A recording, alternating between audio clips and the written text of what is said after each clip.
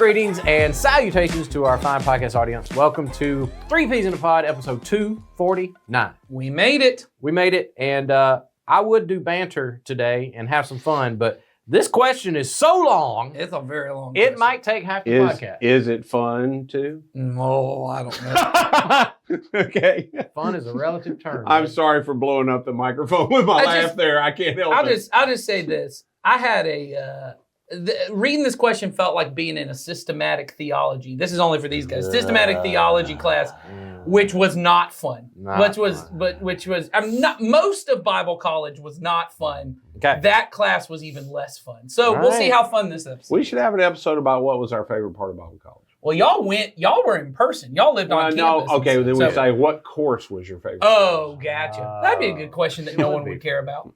Christ in culture. I did not have a Christ in culture class. Okay. That was my favorite. All right. What is it? Is it like a missiology class? Like a missions evangelism class? Yeah, and how, yeah.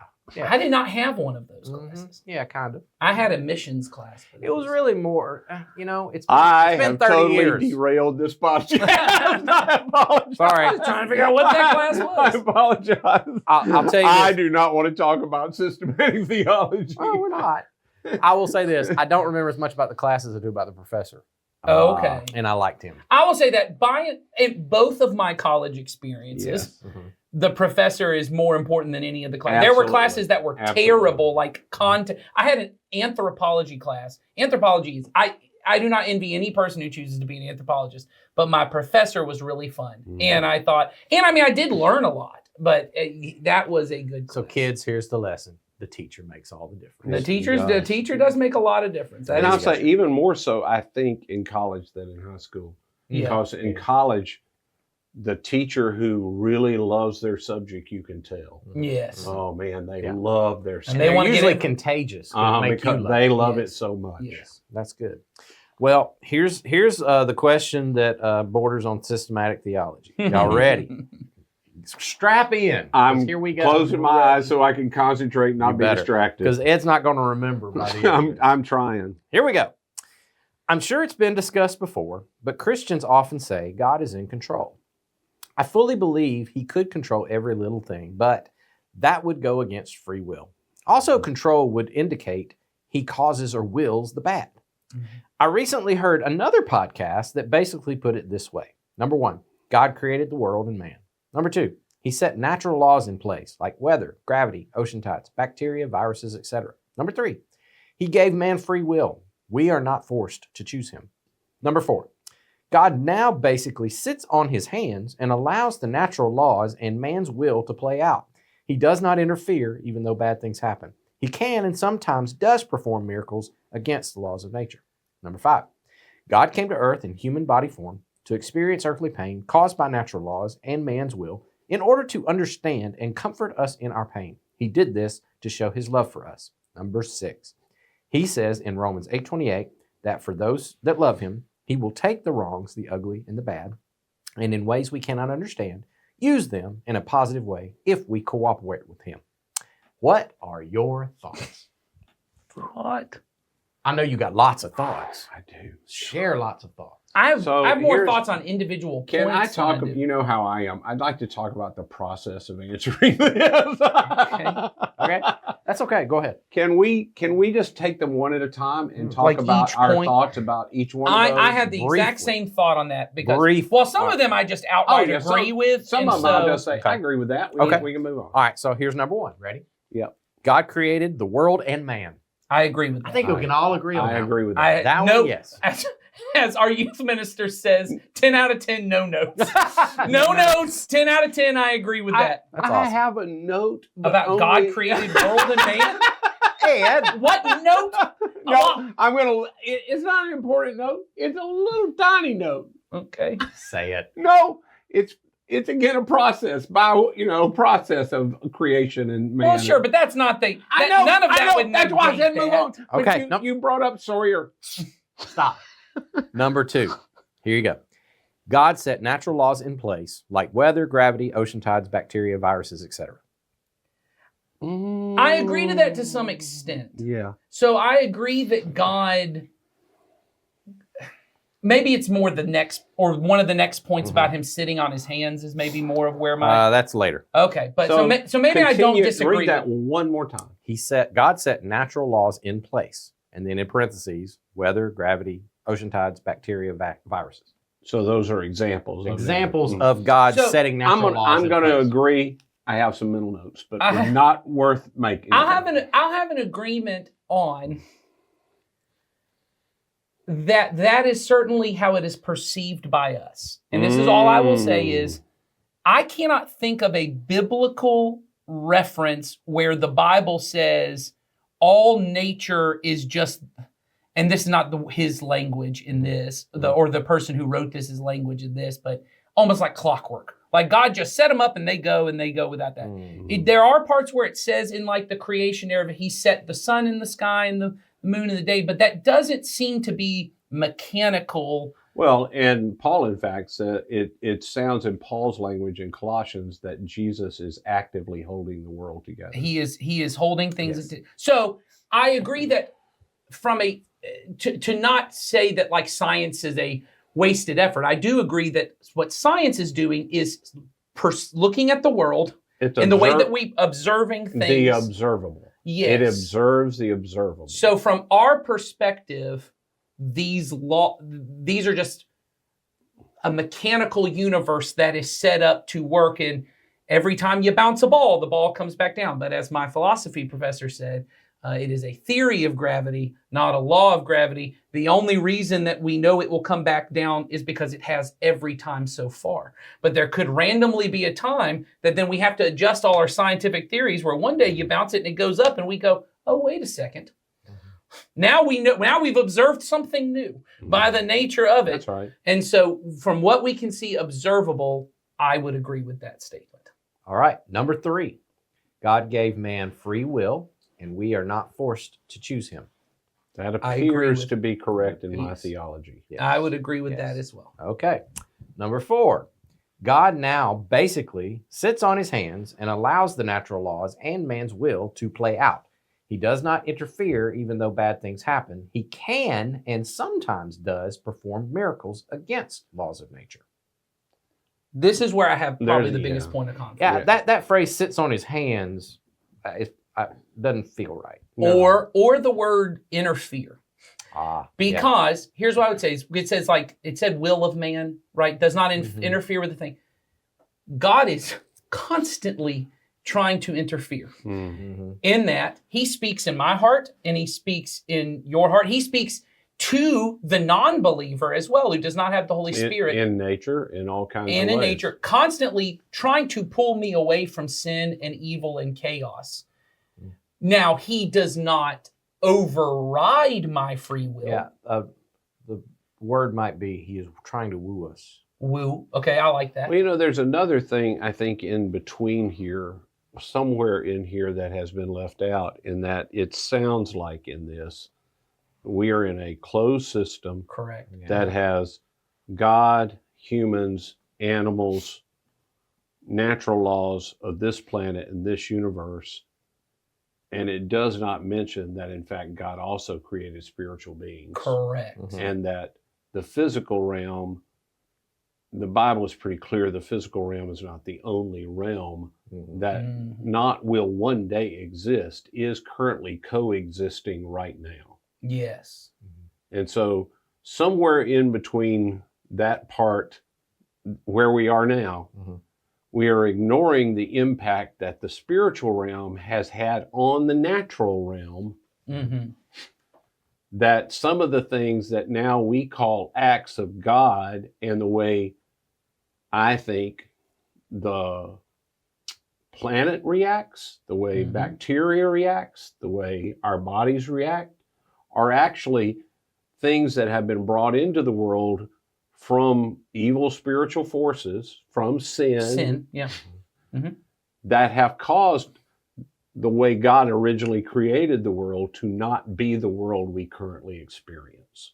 Correct. Yes, I agree with that. Which is why Paul says the earth itself groans. Yeah, all creation is groaning for redemption. And so this idea that there's a closed system, God gives man free will, he's sitting on his hands, it also would indicate nothing is happening spiritually outside Right. of human beings in that. Mm. That I mean, they don't say that, but it's No. sort of inferred if God himself is sitting still, spiritual beings are sitting still. That is not the world I understand that Jesus told us about, nor that the apostles reveal. You had something you wanted to say? Nope. Oh, That's it. I had, or that spiritual beings, just as God is speaking in my heart, Yes. spiritual beings are speaking to me. You know, we had a conversation with one of my, well, actually I did. It was my wife had a conversation. She told me about a conversation she had with one of my daughters, where my daughter had just come in at a really low point. She's now at that, you know, I've got all preteen and teenage daughters now. So they're at that point where it's hard for parents, because suddenly these kids who had all this confidence and, you know, they didn't really think too much about what anyone else thought. There comes that day where they start to think, and one of my daughters came in and goes, Mom, I think I'm really ugly. Mhm. I just think I'm ugly. Mhm. You know, that first time you have that insecure thought Yeah. of maybe and really what it is maybe I'm not as lovable. Maybe I'm not as desirable. Maybe I'm not as whatever. Maybe everything Papa told me was a lie. Maybe. But, you know, the thought that maybe I'm not okay. That feeling, right? And so she came, and my wife was talking to her about it and just said, okay, well, why do you think that? Because I don't see that at all. I don't see that in you at all. Where is it? She said, well, I just saw myself in the mirror and just thought, I think I'm kind of ugly. And my wife just said, and what we tell them is every time is, every thought that comes into your head is not true. Mhm. And so just because it came into your head doesn't mean true. And my daughter, she said to her, she goes, are you saying that maybe when I have the thought in my head, I'm ugly, maybe that was Satan saying that to me? And my wife said, it could be. Maybe he's trying to make you feel bad about yourself so that you think you're not okay. And she goes, so when I have that thought, what I should just say is shut up and move on. And That's pretty theologically sound. And I said, Pretty and my sound. wife said, I think that's pretty good. She goes, I'm just going to say, shut up, devil, and move on. I think Jesus did that No, one. he That's did. what I said. But to that point, how many, and I'm sure, you know, maybe this goes in a different direction, but I think it goes to this idea of not interference with the will of man. Mhm. We have this idea that I am a fully autonomous, fully like authority over everything in my life. And so every decision that I've ever made, like I'm making moment by moment. But I'm confident there are people that sit with you in therapy sessions where you realize, or you probably knew this as you were, but you're helping them unravel this terrible decision I made here Mhm. came from a thought I had here, but those thoughts actually started somewhere way back. There was Sure. an original thought. Yeah. And yes, I may have engaged with those thoughts and I may have started to cultivate them in whatever, but we theologically believe the originator of that sinful thing, if you look at Genesis 3, all of those thoughts is my daughter's example, instead of coming in and saying, did God really say you shouldn't eat from that tree? Is Satan's whispering in your ear, I know God has said that you're lovable and you're made in his image. Maybe you're actually ugly. Yeah. And maybe you're not lovable. And maybe there are things you need to do or you need to make sure that you could do that would make people love you instead of receiving my love. And then it evolves to a place over time. Well, it happens in all kinds of ways, you know, where the spiritual realm interacts with all kinds of things. I see somebody else that I think is beautiful and I am very different than them. Sure. And I see the way people react to them and they seem to get all the attention and I don't get as much as I would Mhm. want. And then that doubt creeps in. And the evil one, because, you know, James says the evil one can't tempt me. Mhm. He only uses what's in me. Mhm. It's already in me. And so I'm doubting and I'm wondering. And he just plays on that. Mhm. Well, and back to your analogy, Nathan, you know, the fact that she had a feeling Mhm.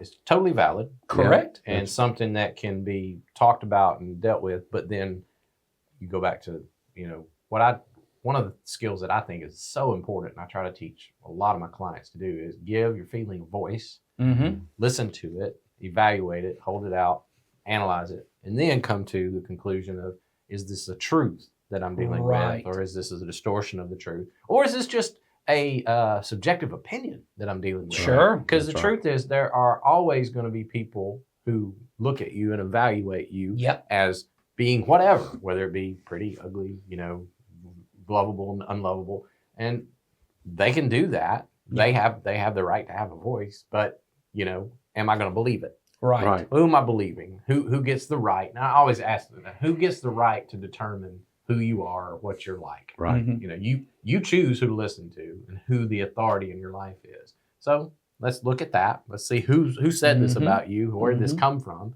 And then you work through all of that. So okay, back to the original issue. So none of us agree that God sits on his hands, No.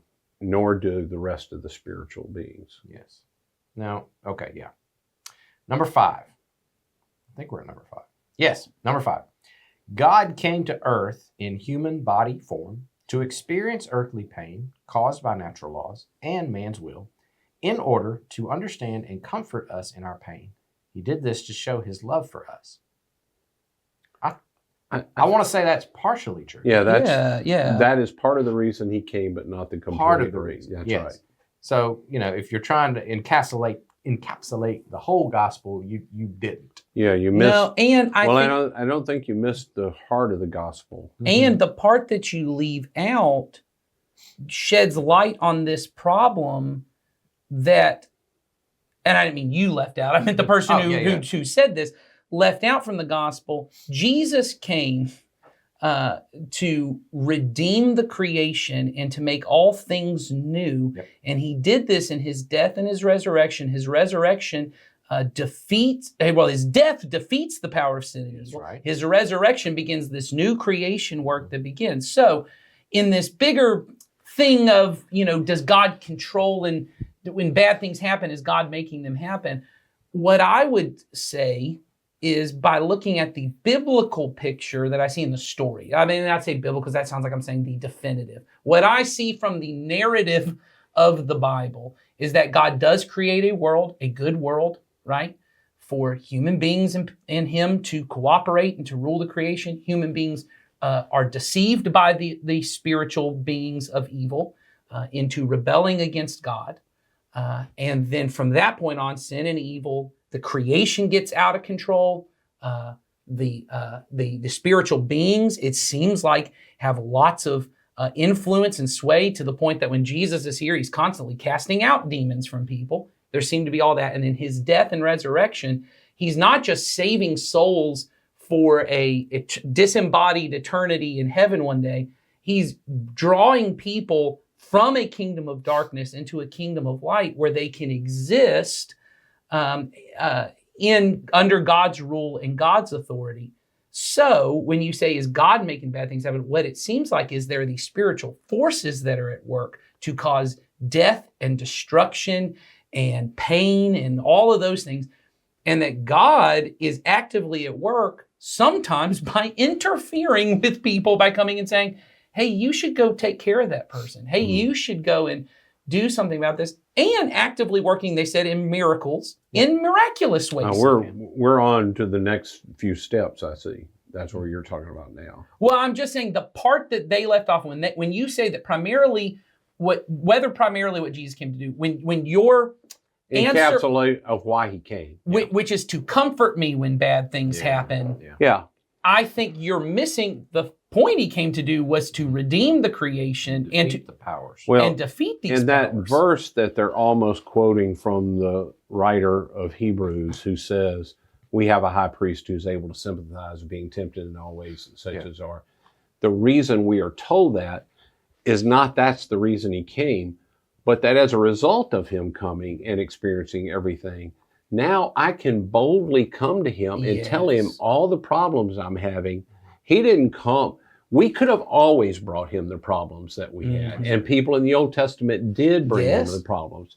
He didn't have to come to understand that. But because Jesus now understands it, it's a comfort to me to be able to say to him, you know what it's like to be tempted. You know what it's like to have a friend die. You know what it's like in this situation. So I can boldly bring that to him. And that was an act of love on our behalf. That's right. God didn't need to gain some kind of knowledge that he didn't already have. No. Yes.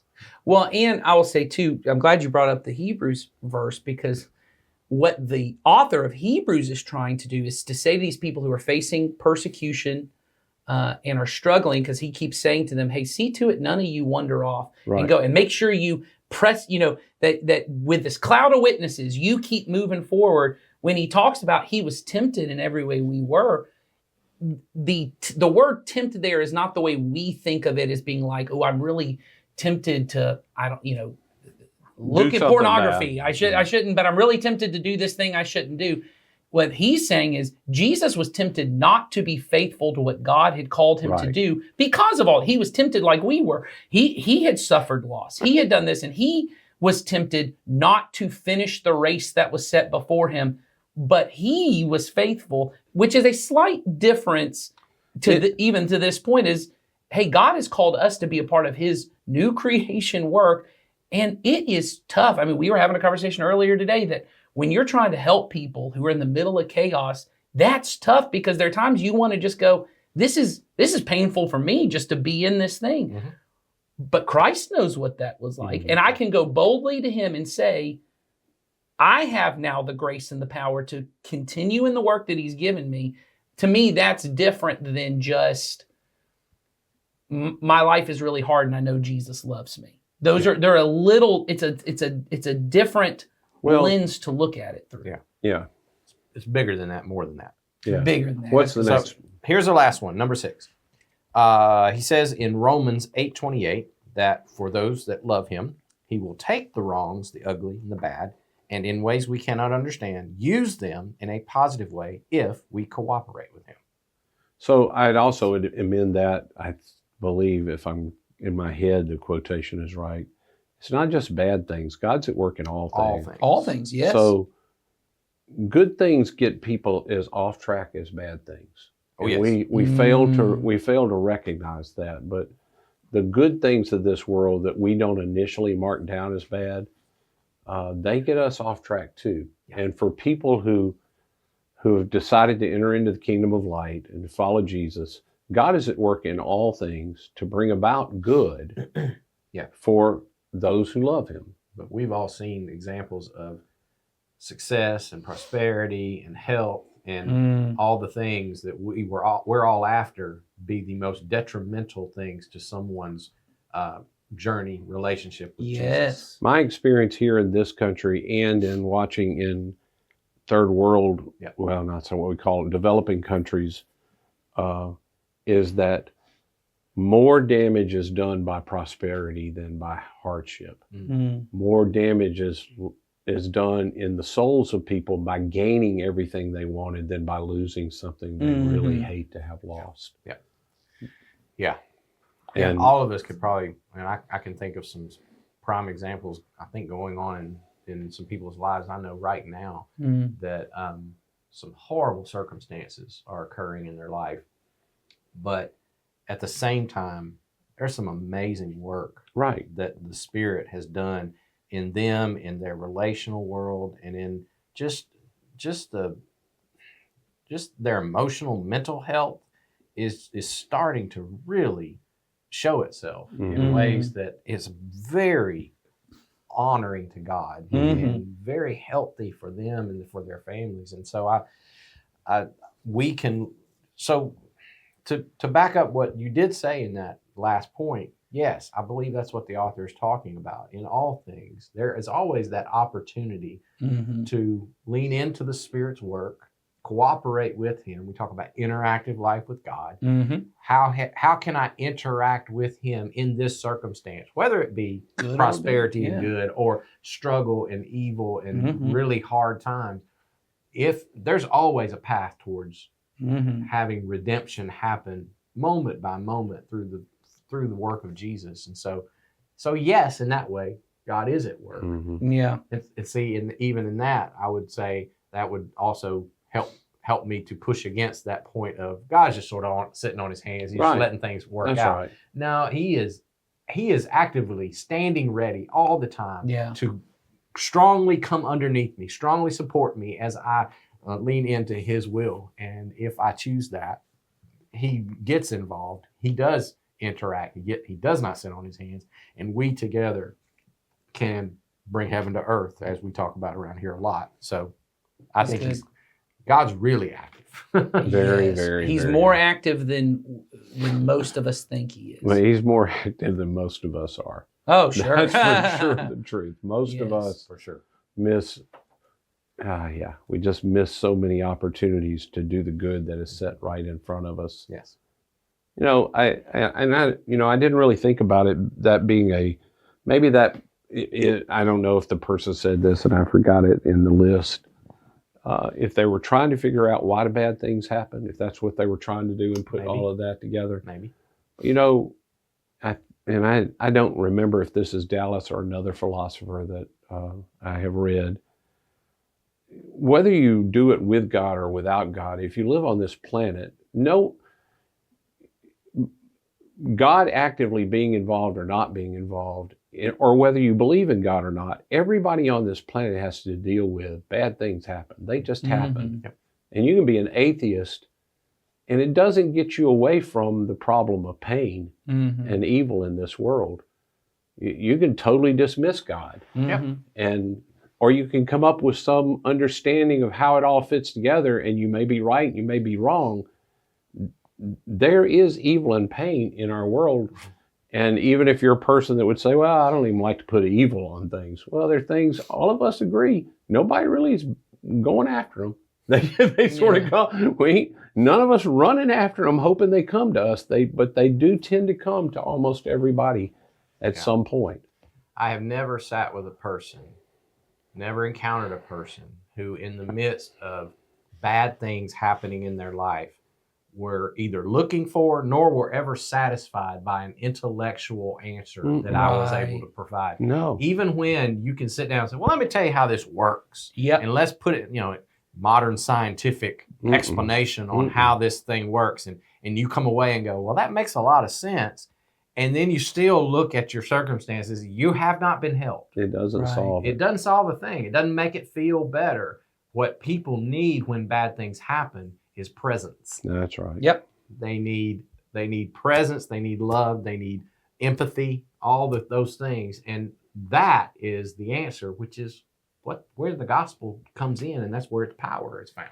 And it's what God offers. God, there is a place. If there was a place in the Scripture where God totally explained why everything bad happens in the world, somebody would have explained it, and we'd all have the concrete answer. That's Right. right. God does not, beyond saying to us or indicating, it's picture form, that in the beginning when He created it, there wasn't that. Mhm. And at the end of time, when He recreates the earth, there won't be that. That when God has things the way He wants it, the kind of things we struggle with don't exist. Death doesn't exist, disease doesn't, crying, weeping, all those things, they don't exist. But He doesn't explain beyond, hey, then some stuff got off track, guys. I'm just saying, I don't like to blame people. Yeah. But, Yeah. some things got off track. And He doesn't go into all of this is He just says, but I'm with you. That's right. I won't leave you. Mm-hmm. I'm with you. I'm working on this thing with you. Mhm. So, it wasn't until Nathan was talking about that. Maybe that is what the person was trying to figure out. And I get why you try to figure it out. And you're either maybe trying to figure it out for somebody you care about who's got those struggles, or you do personally. God is with you Yes. in the middle of it. Mm-hmm. All right.